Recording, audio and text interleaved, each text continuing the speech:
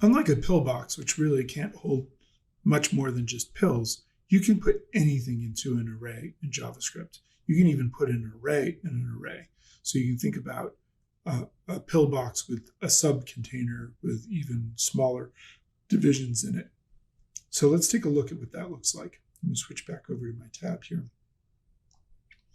And I'm going to clear out this tab by clicking the clear button there. And I'm just going to paste this in, but you might want to type it. You could. It's a little bit hard to type and get right, but it's worth trying if you can. But I'm going to paste this vehicles array in here. And now, if I want to access an element from this array, I could do vehicles square bracket 1. That's going to go and get the line that starts with which element. There we go. And then, so it's going to get me this, because this is 0, and now this is 1, right? So that's going to get me that into that subarray. You can see it sort of showing up down there. And then if I do square bracket 2, that's going to get me the explorer element in that subarray. So you can do things like that with arrays. That's kind of complicated, and you're not probably going to be doing arrays inside of arrays to start off with, but it's an important thing to understand about arrays is they're very flexible tools that you can use to hold groups of data, and that's very useful. Another thing that's interesting is that a regular variable holding a string can be treated like an array in JavaScript. So if I make a variable var joke equals the chicken crossed the road. Now I've got a variable called joke, but I can actually treat it like an array. I could do joke square bracket 4, and that's going to get me the C in chicken, because 0, 1, 2, 3, 4 is going to get me that C in chicken. Or I could do joke.length, and it'll tell me that there are 28 characters in that string. So that's kind of an interesting thing to understand about arrays as well.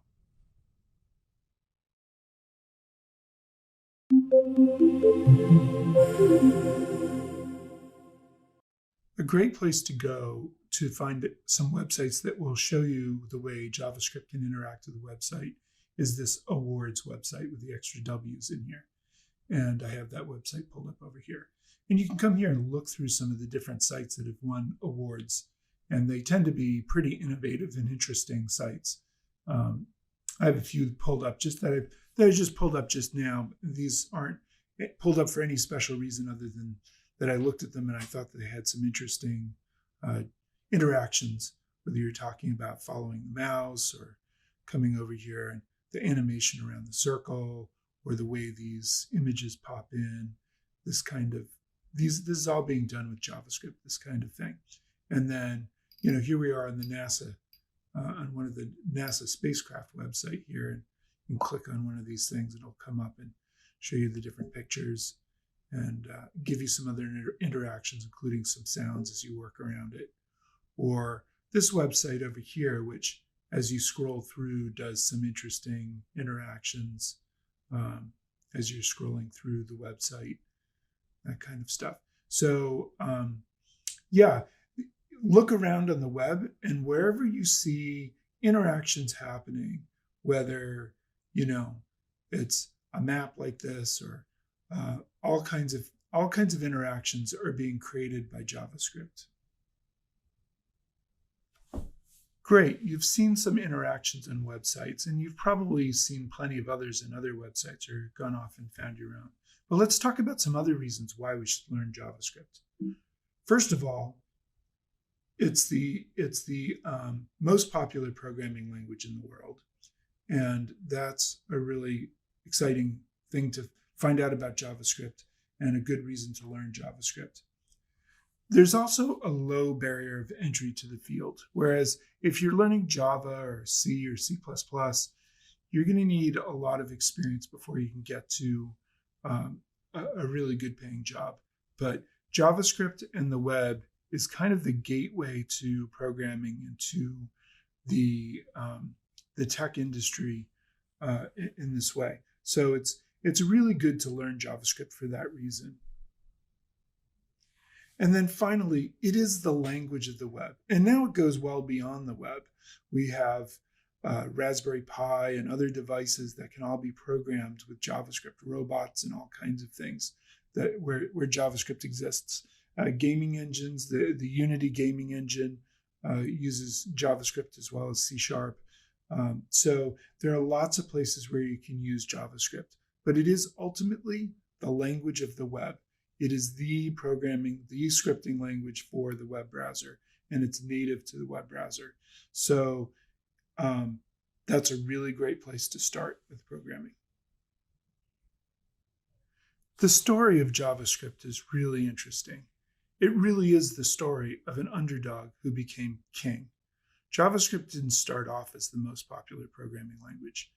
And it's really important to understand this path that JavaScript has taken through history because it has a big impact on how we write JavaScript. JavaScript was written by this gentleman here, Brandon Eich, in 1995 over the course of 10 days while he was working at Netscape. And I'm not going to go into great detail on the history here, but it's a really good thing to look up. It's a very interesting story in and of itself. But he wrote the language in a very short amount of time, and that's an important thing to understand about this language. Another important thing to understand about the JavaScript programming language is it's not the same language as Java. It was originally a language called Mocha, and they changed the name to JavaScript really as a marketing ploy. But it's not actually the same language as Java. They're two completely different languages, and it's easy as a beginner to get confused between Java and JavaScript. As I said before, JavaScript had some rough beginnings. The early years of JavaScript were plagued by bad implementations, developers who just despised the language, mostly due to poor documentation, and it was greatly misunderstood as a language. And this gentleman, Douglas Crockford, did a lot to help people understand the incredible value of JavaScript as a language and its strengths as well as its weaknesses. He wrote a book called JavaScript: The Good Parts. And it's a legendary book because in this book, he really talks about how JavaScript has some of the best features any programming language has ever had, right alongside some of the worst features. And becoming a good JavaScript developer is about understanding how to leverage the best parts of the language while minimizing the worst parts of the language. And we'll be seeing some examples really quickly of some parts of the language that are good and not so good right off the bat. And I'll be pointing those out, and you'll see that as we go along, we write JavaScript in ways to minimize the bad features of the language. And when I say bad features, what I mean are features that can lead to more errors, lead to confusion in the programming, and so on and so forth. But it's also a very expressive language. It's a very powerful language. Some of the ideas behind it are very interesting and very powerful, even though they're different from other languages, which was behind some of the frustration that people had with it initially. They just didn't understand it because it was different.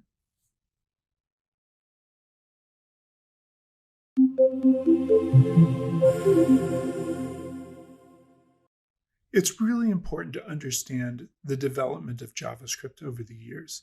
And this is because the way JavaScript has developed has really impacted the way that we write JavaScript. So having a little bit of understanding of this history is really important as you learn the language. And again, I'm just going to cover just the very basics, but there's a lot to this history, and it's a fascinating history and worth looking into if you're interested in that kind of thing. And you can find out about it by looking it up on the web, or there's plenty of books about it and that kind of stuff. But just to be brief about it, again, we know that JavaScript was originally written in 1995 in 10 days by Brendan Eich and his team at Netscape. And then in 1997, the first version of the standard was released. And the standard is created by the European Computer Manufacturers Association. And essentially, the people in California went to Europe to this association to get this language rubber stamped. It didn't turn out to be quite that easy, but that's a longer story. But in 1997, the first version, ECMAScript 1, was standardized and released. And then a third version, the second version never really quite happened, but the third version came out in 1999 with some minor changes and fixes. The fourth version is an interesting story, and one that I won't go into great depth on. But again, you can look it up for yourself.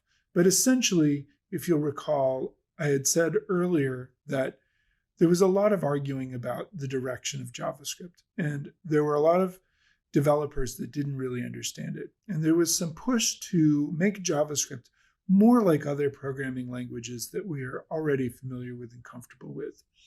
And Douglas Crockford really stepped in and said, wait, look, JavaScript is its own language and it has its own powerful features in its own right. And if you understand it and make use of that power, then it really is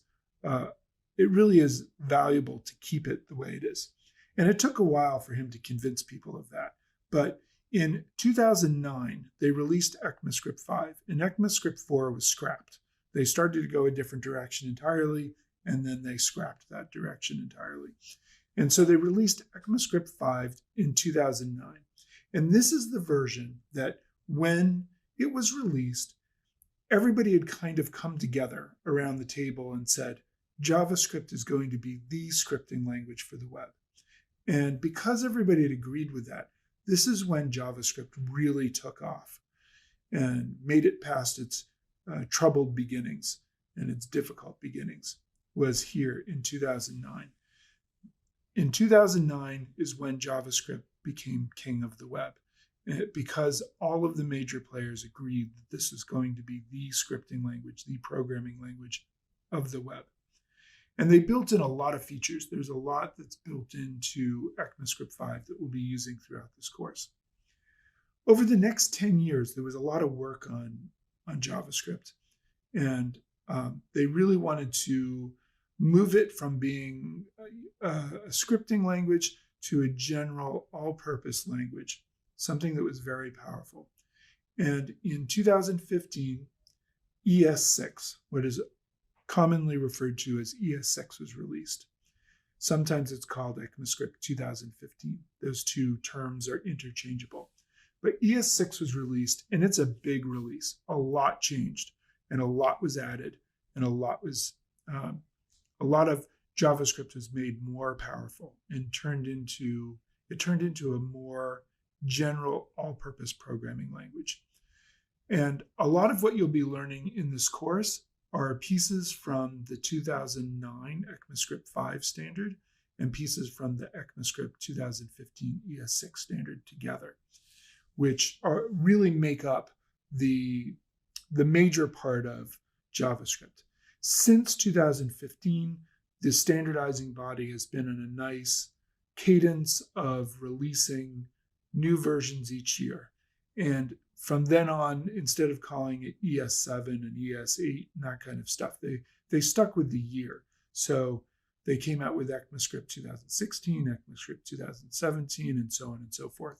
And each year there are smaller new additions added, but on the whole, these additions are fairly small, and there'll be more advanced pieces that we won't see nearly as much of in this course because this is a beginner's course, but we will be doing a lot with ECMAScript 5 and ES6, or ECMAScript 2015. So dive in, and I hope you enjoy learning about JavaScript as we go along here.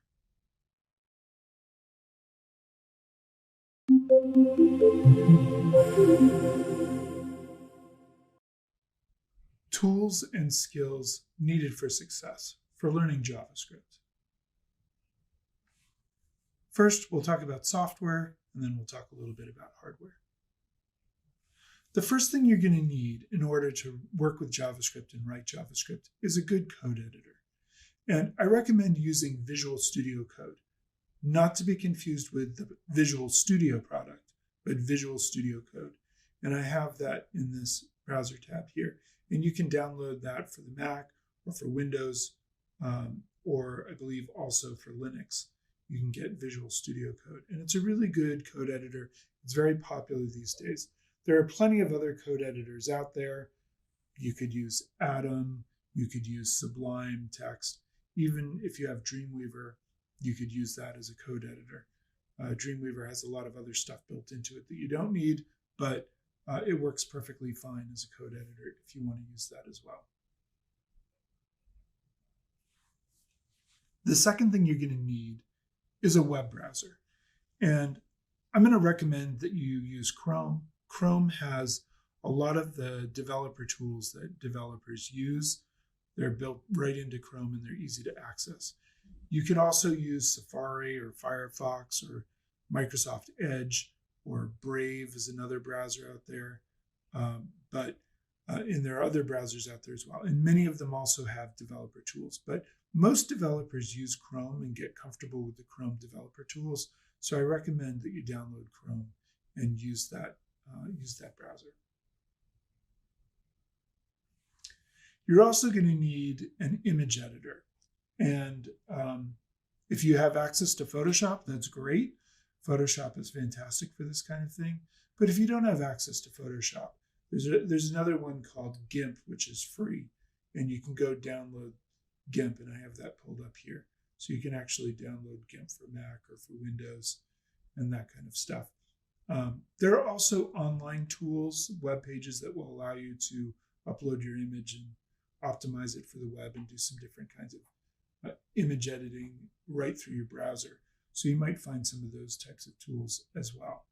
But you will need some sort of image editor to help you with working with images. That's kind of a nice to have. It's not absolutely necessary, but it's really kind of nice to have. Next, you're going to need a computer and internet access. It may sound obvious that you're going to need internet access to do an internet class, but you are going to need that, and you will need a computer, whether it's a laptop or a desktop. What's not going to work very well is either a Chromebook or a tablet or a phone. You're really going to need something that you can write code on and save files to. And iOS is not, you can make it work, but it's not really up to the task. You'll be fighting it every step along the way. So you want to be working with Mac OS X or Windows 10 on a computer in order to really make this work.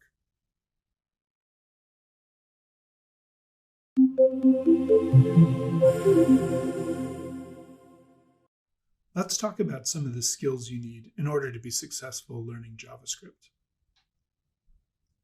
First and foremost, you need to be able to type. And by typing, I mean typing with 10 fingers without looking at your fingers, touch typing. And it will really help you to be able to do this.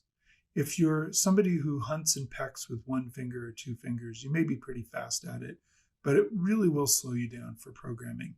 And so I recommend that you do some online typing programs. There's plenty of places online where you can learn how to type. You don't have to be terribly fast at typing, but you do need to be accurate. Or if you're not accurate with typing, you have to at least stop and go back and fix every single error.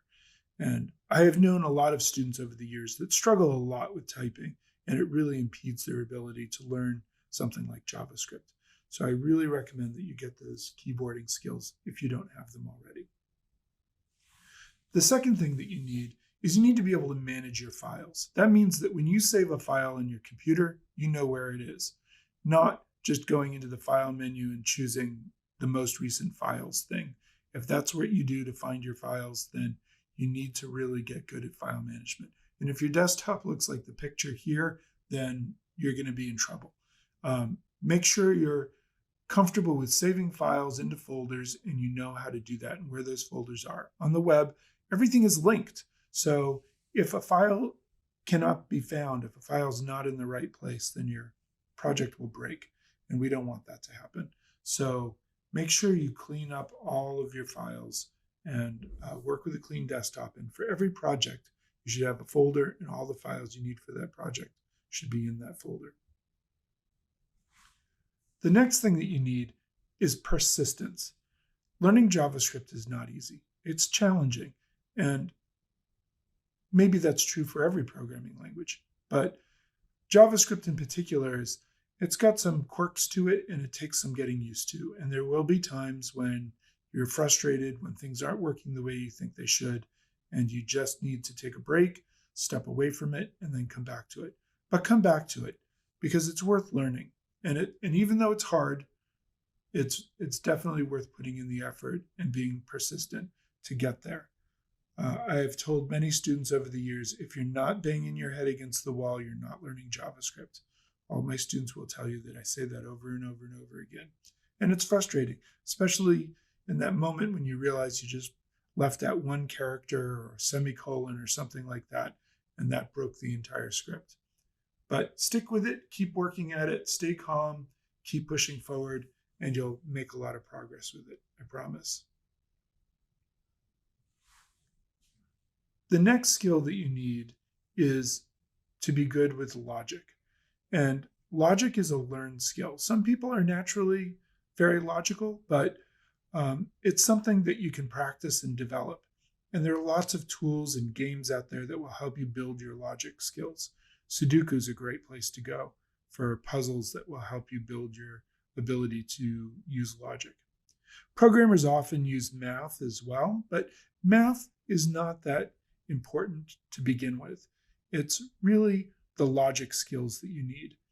You might need some basic arithmetic, but I don't do a lot of programming that involves very sophisticated math, and a lot of programmers don't. There are programmers that do, but we don't need that in order to get good at JavaScript. But you do need to be good with logic. The next thing is you really should know HTML and CSS as well as you can.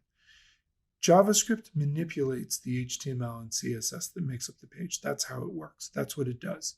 And if you don't know HTML and CSS, you don't really know what you're manipulating. So I recommend building some skills with HTML and CSS if you don't already have them. And a good place to go is this Interneting is Hard website here. This is a really great tutorial. They've got a lot of really great, it's very simple the way they've explained things, and they've got a lot of great examples and tutorials here that will help you with learning HTML and CSS, and it's free. So I recommend going and looking through the Interneting is Hard website if you need to get caught up on HTML and CSS.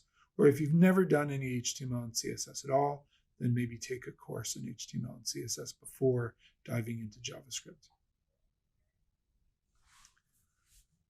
In summary, there's a low barrier for entry to this class. The software is free.